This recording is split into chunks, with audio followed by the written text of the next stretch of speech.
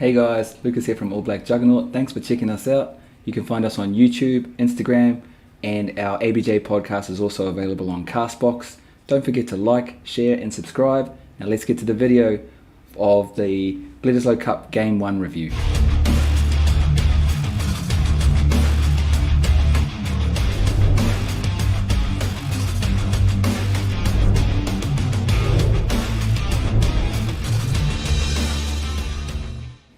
So the first one I'm going to get into is the non-team related observations. So the first one, which I love, is that packed stadiums. So good to see international sport back, good to see the crowd absolutely loving it. And it was awesome to see Australians in the crowd too, even though they probably live in New Zealand because of the quarantine issue. But great to see packed stadiums, great to see everyone loving international sport again. It's been way too long, and it was really lovely to see. The other thing was that wet weather rugby. You never know in Wellington. You know it's going to be windy, but if it comes down, it's going to be coming down sideways. So the conditions were absolutely deplorable, but it was cool. It was cool to see rugby back in the wet. All the stadiums that have roofs on them now, and it's a little bit of I don't know. When I was young, the two sponsors of the All Blacks were Canterbury, who always made the jerseys, and Steinlager, who always had their logo on the jerseys. Since 1999, when Adidas came on board, Steinlager has still been one of the sponsors, but they haven't been a major sponsor. So when Adidas came on board, they started making the jerseys, Canterbury got the flick, and Steinlager kind of went to the back as well. But it was so good to see Steinlager on the field, Steinlager on the banners. Like, you could see that the Steinlager series, obviously, good to see them back. It was a little bit nostalgic. Another non-team related observation for me, because I live in Australia, I had to watch it with Australian commentary. The Australian commentators are so unbelievably one-eyed. I just don't get it. I don't get how commentators who are being paid to bring you the game. Now, granted, they're bringing Australians the game mostly, but I don't think it's pertinent that they should cheer for their team while the game is on. Like, you should be somewhat impartial, but everything one-eyed. So most of the time I laugh about it. Some of the times I swear about it. Like, when Phil Kearns is on the mic, he's as one-eyed as they come. Paul Martin the same. It just, certain people, they have no idea that they sound like absolute shitburgers. The refereeing, to my next point, the refereeing was a little bit off. Now, generally the refereeing in the game was really, really good, but I don't understand if a try is scored, and this happened twice. If a try is scored and you're not 100%, 1,000% sure that it was a try, why wouldn't you go upstairs and check? So the first one happened in the first half with the Jordie Barrett try. This one was completely missed. So it wasn't that they thought it might not have been a try. The touch judge just didn't see it. Rieko Ioane steps on the line, coming back in field, and then a couple of plays later, Jordie Barrett scores on the opposite corner. So I'm not overly enthused about it going on and it being missed, because it clearly was not a try. But because it went on so long, I'm not so aggrieved about it being given either. So the second one was the ball spews out the side of the ruck. I'm sorry, I can't pronounce the guy's name. I don't even remember his name. Dingani or something like that, some shit. Sorry, dude. Ball spews out the side of the ruck. Referee says play on because he believes that Damian McKenzie pulled it back towards the All Blacks line, and then from the next pass, old mate scores in the corner. So the All Blacks, jump up and down and say, hey, how come you didn't, give it a knock on? And the referee openly says it was back off Mackenzie's hands. Unless you are absolutely 1,000% sure, why wouldn't you have a look and check? It just seems like you're going to have this, you're going to get it wrong. You may think that you've got it right 100% of the time, but eventually you're going to get it wrong. I'm not saying that he got it wrong in this instance. I'm saying having a look upstairs was the right move. Now, because I watched the game in Australia, they didn't show it, and they certainly didn't show it from very many angles, but they just showed it in nice fast speed and from the angle, from the front on angle, so you couldn't really see it. So they do a good job at that, but I'm sure it got showed differently in New Zealand. I'm not sure but what it looks like, but I think 100% it should have been looked at. I do believe it probably could have been a try still, but that's not the point. Getting it right is of paramount, especially in international sport, and it becomes a 16-all draw. Look what's happened because of it. So, those are the things that were not in the control of either team. The refereeing, the crowd, anything else. So now let's look at the actual game and the stuff that the teams did control. Why did New Zealand not win? Let's get the first one out of the way. Rieko Ioane, you fucking moron. He's been doing this since he came on the scene, scoring tries just like that, even when he was in the sevens team. I didn't like it then, and I certainly don't like it now, and many other people don't either. It's just bad business. If your business is to score tries, why wouldn't you tuck it under your arm and score the try properly? You're just trying to be a flashy shit for Rains. And there's no need for that. The 5 points is enough. The 5 points would have sent us into halftime at least 13-3 up, probably 15-3 up. And the context of the game has changed completely because of the self-belief that Australia gets from going in 8-3 down and not 15-3 down. It may only seem like 7 points, but it is huge when you're thinking about what you're up against in the second half. How are we going to claw this back? 8-3 is nothing. 8-3, a couple of kicks and you're in front. You don't even have to score tries. But if you're 15-3 down, or let's say Aaron Smith scores the try just into the second half, then they're 20-3 down, that could have been more demoralising for them. Unfortunately it wasn't, because Rieko Ioane made some stupid boo-boo. And all of a sudden they're back in the game believing that they can actually have a chance to win. And they did. They did have a chance to win. They had many chances to win. But we should have closed that game out long before that. Another reason why New Zealand didn't win is because we didn't deal with the wind well enough. Especially when we had it behind us. In the first half, Australia was box kicking into the wind and a lot of them were blowing back towards them. The wind was a big factor. And we just didn't take the high balls enough. We didn't secure possession enough. And we didn't play the corners. If you're going to have a gale behind you, you play the corners as much as you can. And just, I'm not going to say that I know how they should be playing. That's Ian Foster's job. But surely, and Ian Foster, I'm from the Waikato. Ian Foster played for Waikato. He was a part of an amazing team that won the Ranfurly Shield off Auckland when they had held it forever. And he was the first five who controlled a game. You controlled the game with territory. You controlled the game with possession. But we didn't do that very well. We tackled hard. We tackled for long periods. And we didn't control the game with the territory. So, not being quite as good in the wind. And Australia were very good in the second half when they had the wind behind them. So they had a lot of pressure on us, and we just, we didn't do it as well as they did. There was a few poor option taking moments. One of the ones in my mind is when we had the wind, Damian McKenzie took a kick for touch from a penalty, and he tried to peel off way too many metres and ended up kicking it dead, and then putting us under pressure because he had kicked it from so far away. They had come all the way back to our 22 for the scrum. It just wasn't required. Put it out on halfway, reset, and then get the ball forward the normal way. Play the game. Don't try and be a hero. This game is not about one person over anyone else. So, that brings me to my last 2 points.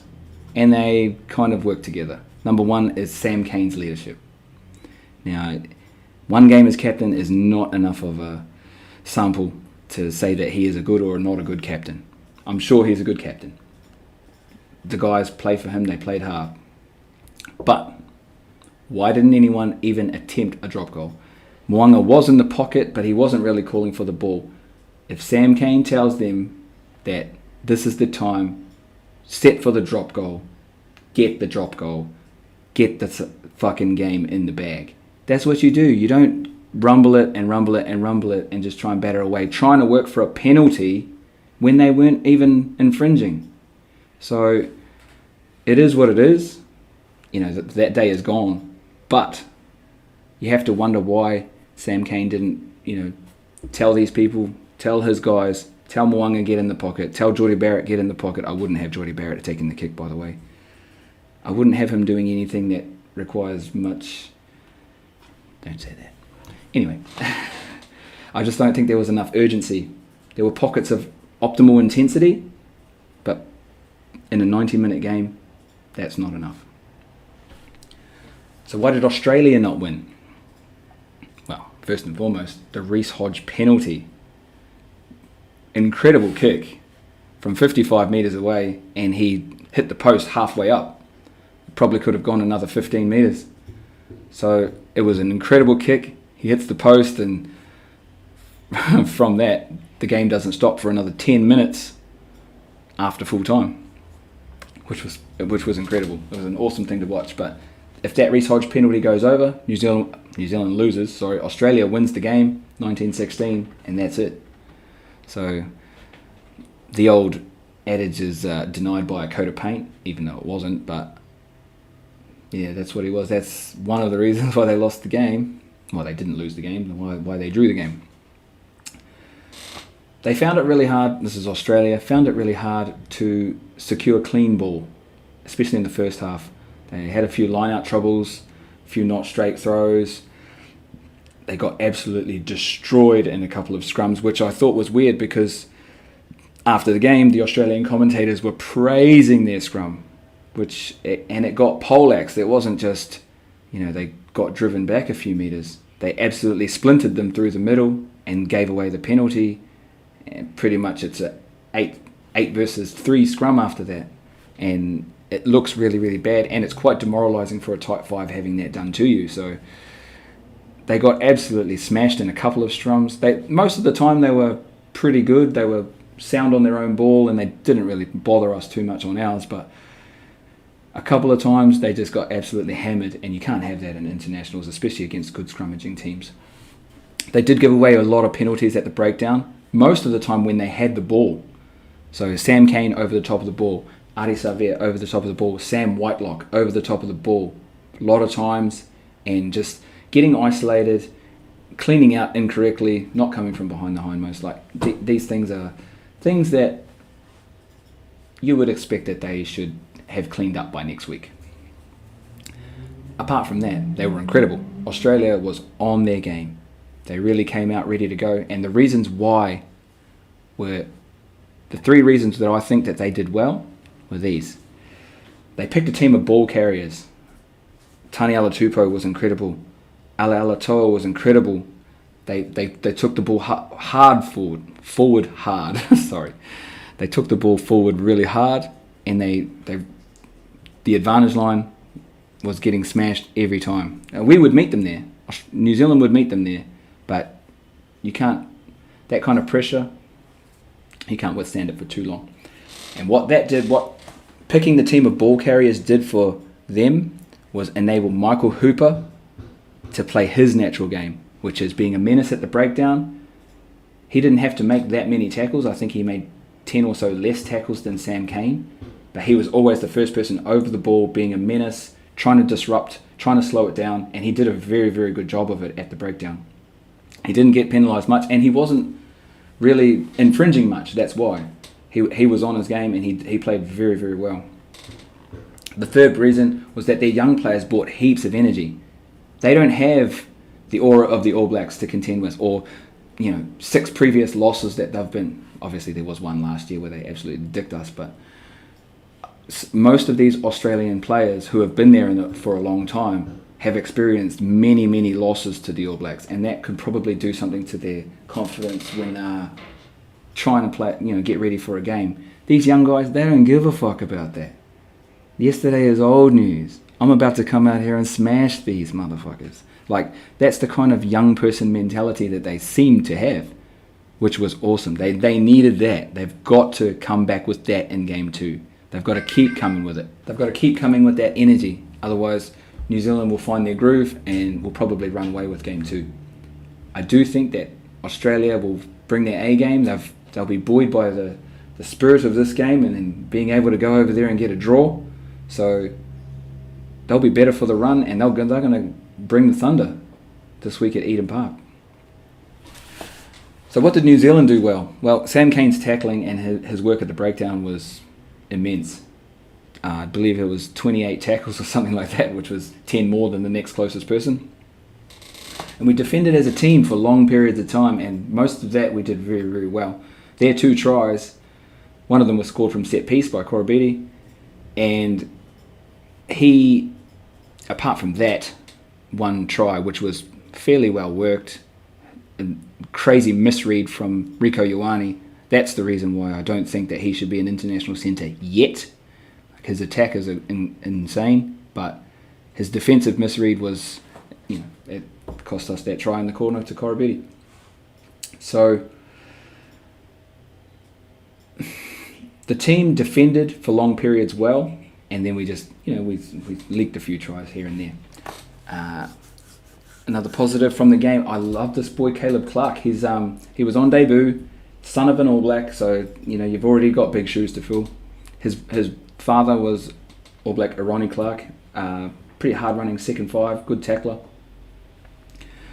His son is Caleb. He's kind of built in the same mode, in the same model, but plays on the wing, a little bit bigger, a little bit faster, quite a bit stronger. But he certainly has the same attributes that his father had. Very skillful guy, but what I liked when he came on, which was, he came on sort of in this between 60 and 70 minutes. He didn't get that much game time.